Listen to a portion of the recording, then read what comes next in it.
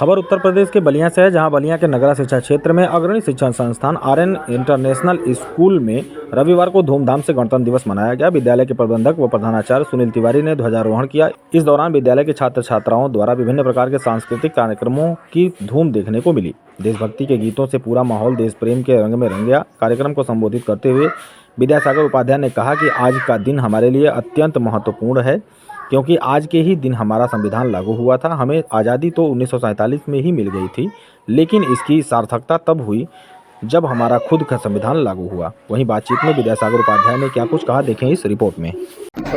सबसे पहले आज गणतंत्र दिवस पूरे विश्व भर में मनाया जा रहा है। जानने का प्रयास करेंगे, कार्यक्रम में मुख्य अतिथि के रूप में आए हुए हैं।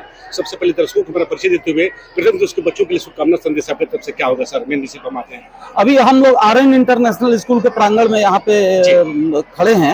आप जानते हैं अथक परिश्रम और बलिदान के परिणाम से देश को आजादी मिली, लेकिन जब तक कोई नियम न हो, जब तक कोई विधि विधान न हो, तब तक ना तो परिवार चल सकता है, ना प्रदेश चल सकता है, ना देश चल सकता है। इसलिए देश को सुचारू रूप से चलाने के लिए भारत के संविधान निर्माताओं ने 2 साल 11 महीना 18 दिन की मेहनत के बाद संविधान का निर्माण किया और आज ही के दिन भारत का संविधान पूर्ण रूप से लागू हुआ था, जिसको गणतंत्र दिवस के रूप में जहां भी भारतवंशी रहते हैं, जैसा कि आपने कहा, पूरे विश्व भर में मनाया जाता है।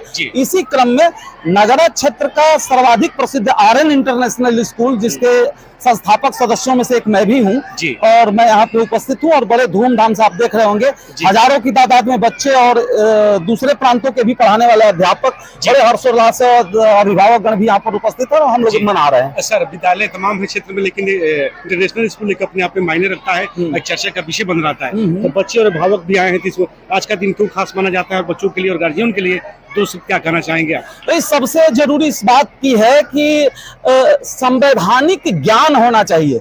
ऐसा नहीं कि हम मिठाई खा लिए और झंडा फहरा दिए, कुछ गाना गा लिए, डीजे बजा दिए तो गणतंत्र दिवस हो गया। गणतंत्र का मतलब ये गण हम हैं, हम और आप गण हैं और सरकार तंत्र है। तो गण और तंत्र के बीच के संबंधों की बुनियाद हम ही है।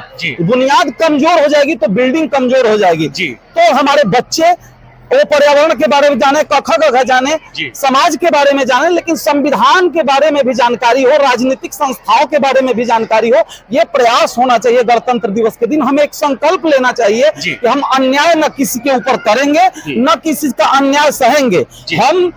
हम किसी को भयभीत नहीं करेंगे और हमारा व्यवहार ऐसा होगा कि सामने वाला भी हमसे भयभीत न हो।